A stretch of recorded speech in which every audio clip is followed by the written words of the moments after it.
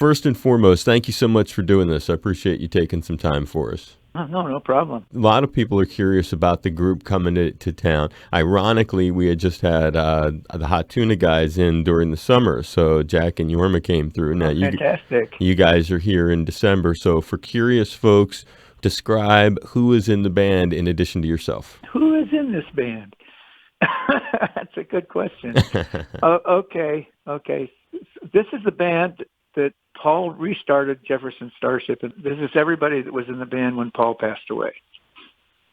Okay, so you've got on vocals, it's Kathy Richardson is her name? Kathy Richardson is in there on vocals. She is fantastic. And in 1998, Chris Smith, the keyboard player, joined. So he has been in Jefferson Starship since 1998, which is probably the longest stretch that anybody's been in it besides Paul. Right.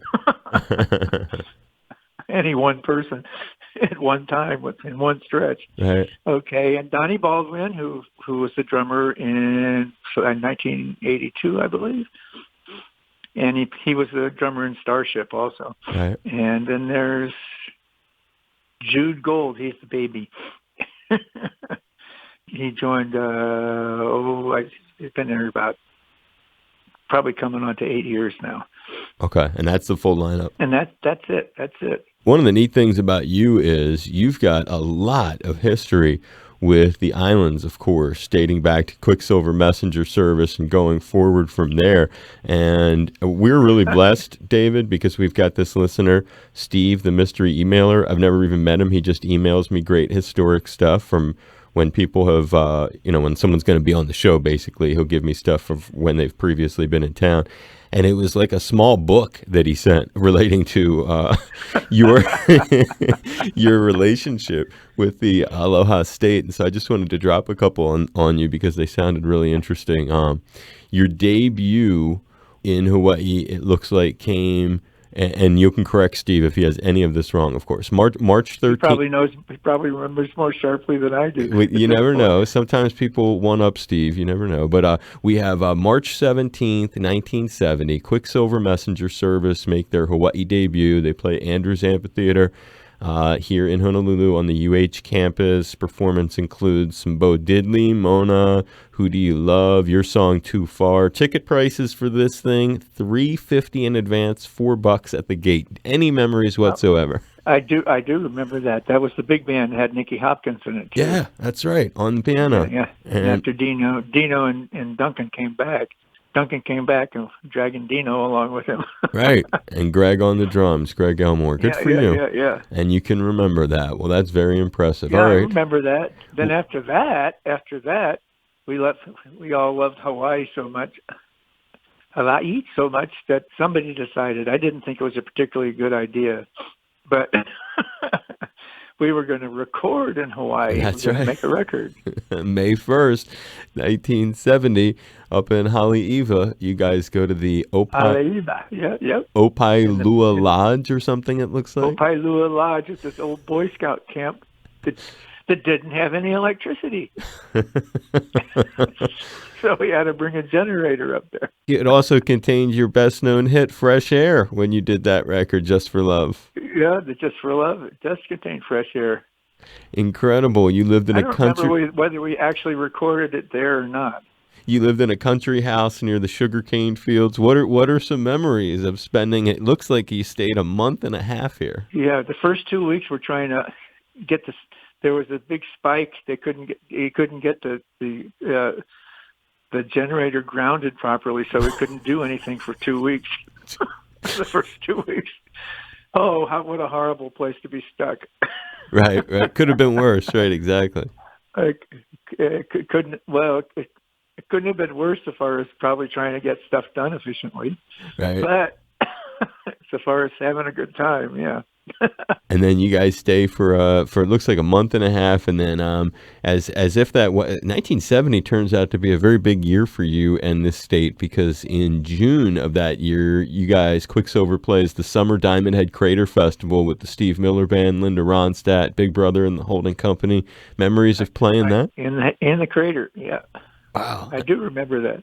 an early creator festival. You come back in June of that year with, now these are ones that have a great poster that's been up. And this is one of the things that makes your career really unusual is you guys, Quicksilver came back along with the Grateful Dead, New Riders of the Purple Sage. You guys played a couple of nights at the Honolulu Civic Auditorium. There's a great poster from that event, and ticket price is $350 a pop. Any memories of that June 1970 two-night run? I do have slight memories of that one. Was that while we were making the record? Yes, actually, it was while you were doing the record. Right. If you add these dates I up, remember they came out to the lodge. right. No, good point. What you're saying is both Yeah. of those happened during the record. You did the Crater Festival while you were here doing the record. Yeah. You did the Honolulu Civic Auditorium, right? You had Steve Miller makes a surprise appearance at that. You came back in 71. You had the Chambers Brothers opening for you at the arena. I remember playing the arena, yeah. Okay. So that must be it. And then final one of those of Steve's little tidbit of goodies, 1975, Jefferson Starship making their Hawaii debut, playing at the Blaisdell Arena. Tickets $750, $650, $550. Man, ticket prices were higher, huh? They were up to $750. You can slowly see the slide upward. As they've just slowly moved. And it's cool because a lot of these bands, some of these people we've mentioned with, you've had just wild times crossing paths with them. It says in reading your bio that you actually shared a house with David Crosby and Paul Kantner prior to ever co-founding Quicksilver. And it says Janis Joplin even lived there for a time. I believe when she first came to San Francisco, I think she came up with Chet Helms the very first time. Okay. I had been deported from Mexico. This is before I was even before I actually was a professional folk singer. That's an oxymoron, right?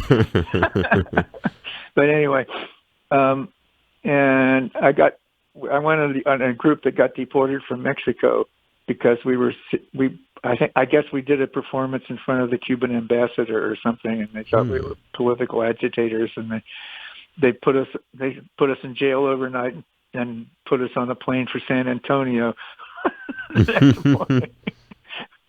And I met Chet and Janis at the Folk Music Society at the University of Texas in Austin.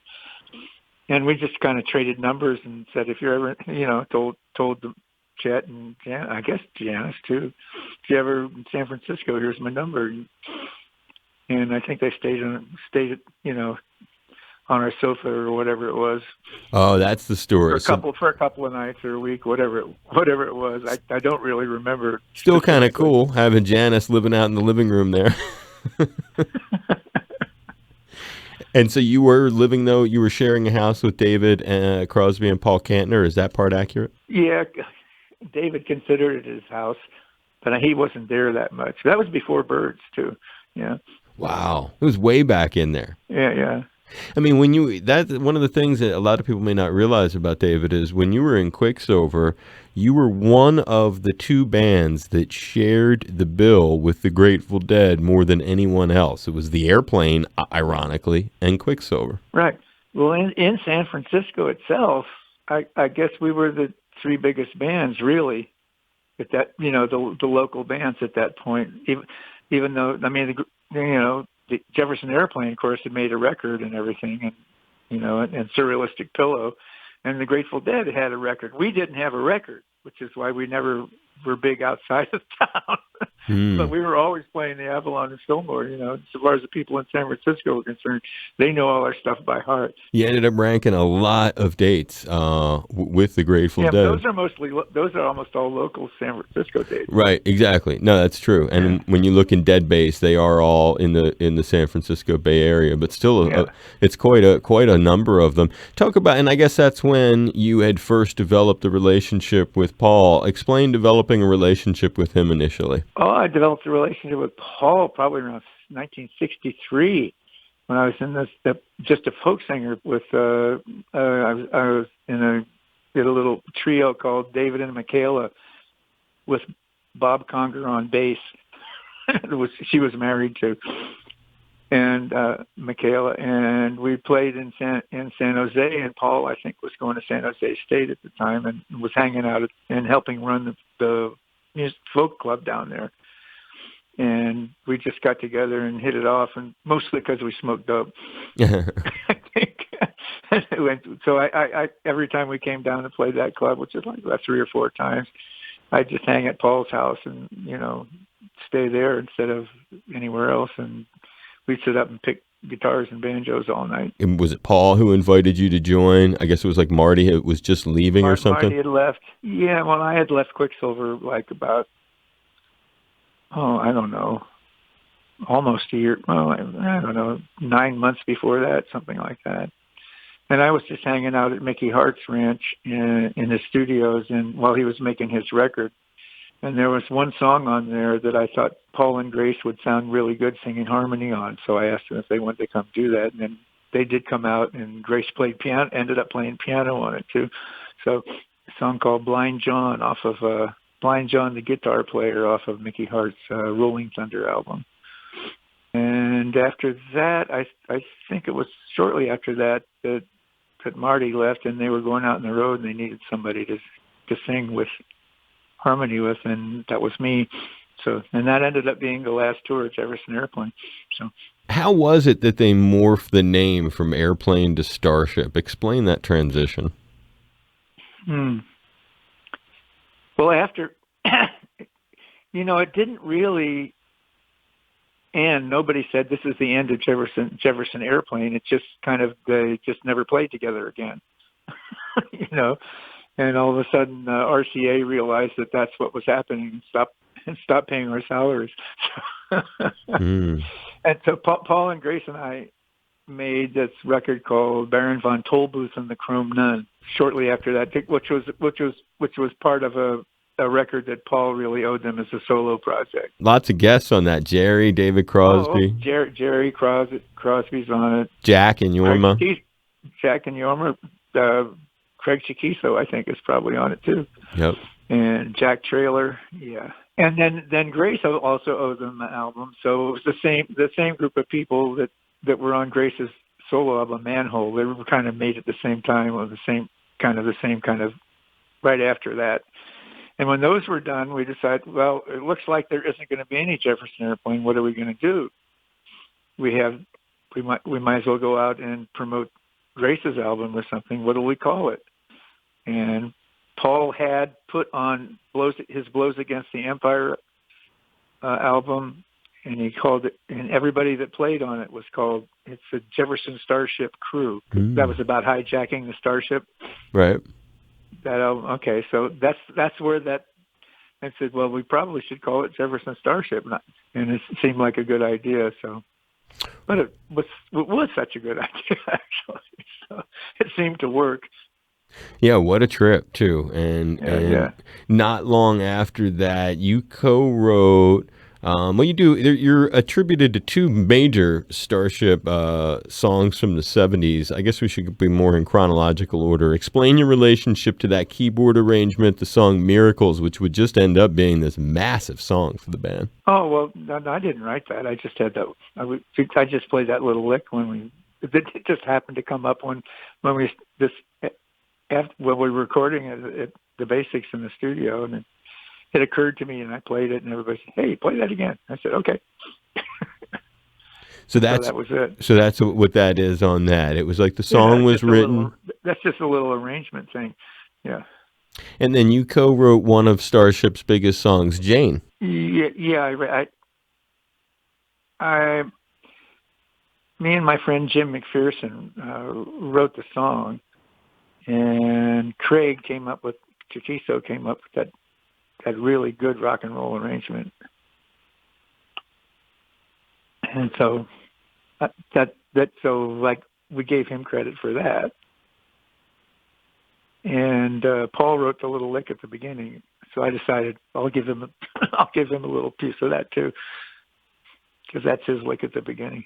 Jim McPherson and I wrote this. Actually, the song itself, all the words and melody and the changes and everything were the two of us. But the arrangement was Craig's. Definitely deserved songwriting credit for that. Ironically, we just had a cat who guested on the. We just had Emilio Castillo from the Tower of Power. They were just in town, and so T.O.P. Horns does a little bit on that. Jane Ron Nevison actually brought him in to fill. Jane? Yeah. If you listen carefully, there's horns on that. On that Ron used in the final mix. And Emilio was just telling us the story about that the other day. Actually, they did play on that song that Paul and Grace sang on Mickey Hart's album. They come in at the end of that song. Oh, the T.O.P. Yeah, the whole Tower of Power horn section's at the end of that of Blind John, the guitar player on Mickey's album. That's a group that has stuck themselves on so many different albums. It's almost impossible to keep track of that. One of the all over Huey Lewis's albums too. Oh yeah, I mean so many. We sat there with Emilio. It was like we could have been there all night talking about all the different sessions that those cats have been on. A lot of people. I've been watching some video online and looking at your current singer, Kathy Richardson, who's really got incredible pipes and quite a stage. Oh man, she's so much fun to sing with. I'm sure a lot of people are curious about her. Explain how she came to get into the band. Oh. It turns out that when she was in high school, or I guess barely in high school, like 15, I guess she was 15 or something like that. Her favorite group, she really wanted to be a musician, a guitar player, singer, and she loved Heart because they had two girls, and one of them played guitar. Right. And Grace Slick, she loved Grace, so she had our posters up in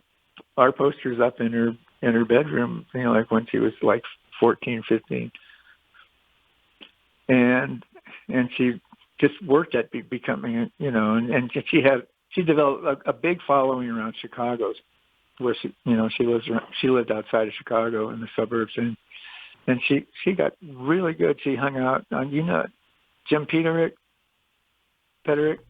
I don't. He was one of Survivor. He wrote Eye of the Tiger and all those, a lot of 38 Specials hits. Anyway, she was hanging with him too, and then I think that the off-Broadway production of Love Janis, she was doing Janis in that, and then they moved it to San Francisco, and she was getting ready to they were supposed to be there for like 3 months, so she just moved to San Francisco, and then the show closed like 2 weeks after she moved there, and she ended up. I think that was 2007, and it was like the 40th anniversary, or was the 50th of the Summer of Love. That would be 40. Right. Yeah. So she went out with Big Brother and the Holding Company singing Janis's parts for that summer, and we ended up being on a lot of bills together. Ah. And we met her there. And Big Brother right now will never commit to one girl singer anymore. Interesting. They've learned their lesson. So eventually she wasn't doing that, or maybe they'd use other girls depending on what was the cheapest for them, And so the girl that was singing with Jefferson Starship, Diana Mangano, had been doing it for like 13 years and decided she wanted to stop, and she left. And so we all loved the way she sang, and I already knew that she was a Jefferson Starship fan, because we were with her for most of the summer at a lot of gigs, and so we got to know each other. And so she ended up coming in and she really did it beautifully. She doesn't sound like Grace, but she emanates Grace's spirit. I And she, understand that Grace actually has given Kathy her blessing, and what there's like some. Oh yeah, Grace. No, she's great buddies. We do have some new recordings coming out, I believe, in February. And Grace actually contributed some lyrics to a song that Kathy and Jude wrote called "It's About Time." It's kind of like a woman's power anthem. And so they're Woman friends. power, huh? They're friends. Grace and Kathy are friends. Oh yeah, They talk on the phone and stuff.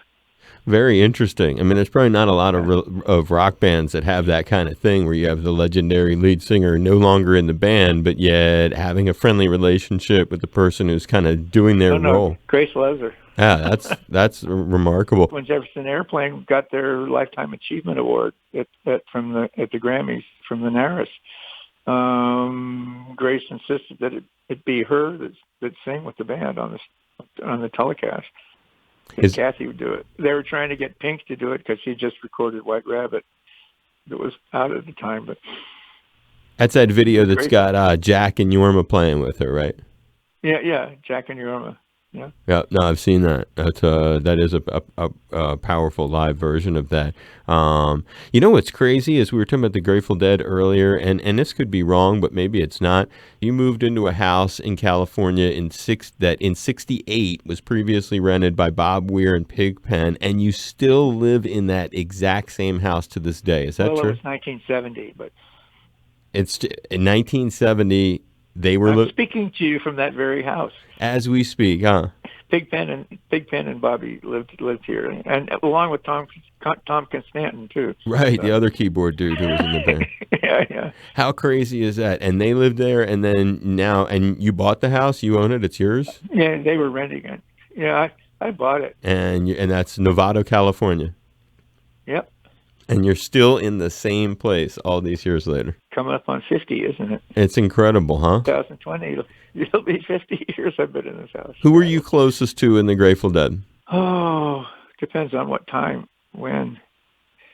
Now I'm not particularly close to any of them, but I'm friends with them. I would consider myself a friend of all of them, but I was pretty close to Mickey for a long time. Yeah, that would make sense. And actually, Jerry lived right down the street from me when I moved into this house. Jerry and Mountain Girl were down there, and so during that period of time, that was, I don't know whether you knew about the PARO, the Planet Earth Rock and Roll Orchestra, right? Yep. When everybody was recording at Wally Heider's in San Francisco, including Crosby and Nash, and all of us would be over there for a bunch of times, just playing stuff together. So I believe there's sort of an underground mix of a pile of those jam sessions that I know is out there. Nobody's ever made any money off of it. We're all, Jerry was just writing Losers, so we were all playing that over and over and over again. Bunch of stuff. Wow, little jams with all you guys playing together. Yeah, Paul and Grace and Jerry and Phil maybe, and who knows? It could be anybody. You have any contact with Grace these days? Sure.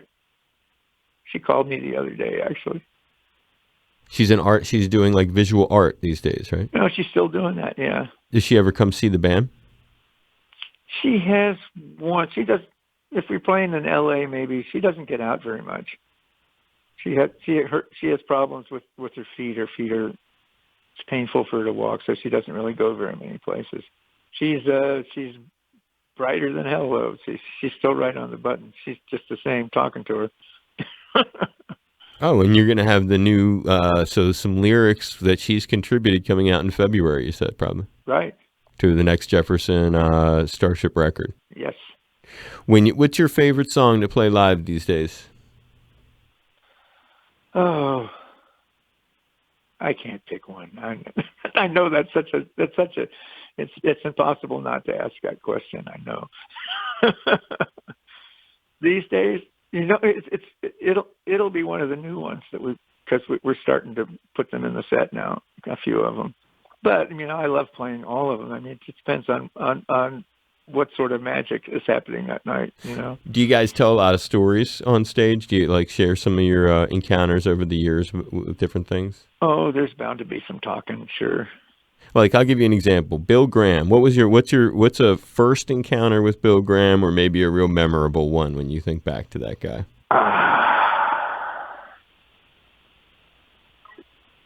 One time when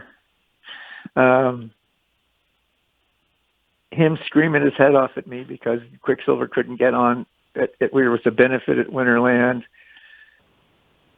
and Big Brother and the holding company were so late that we had to go on in place of them, and he was yelling at me, and I just started getting, Bill, it's Big Brother and the holding company is late, not me. And he started laughing. I was, he took being on time and being professional very seriously. That's funny. No question about that. Thank goodness he did. Right. Now, had to. he was a legendary cat, and you did. No, he was such a good guy. He was a good man. Matter of fact, he said, David, I know you guys aren't going to take care of your money, so when you guys are old and you need help, I'm going to have the rock and roll home, so I'll take care of you. Don't worry about it. Then he went and died before we did. Right. I bet he was pissed. Yeah, no doubt. No doubt.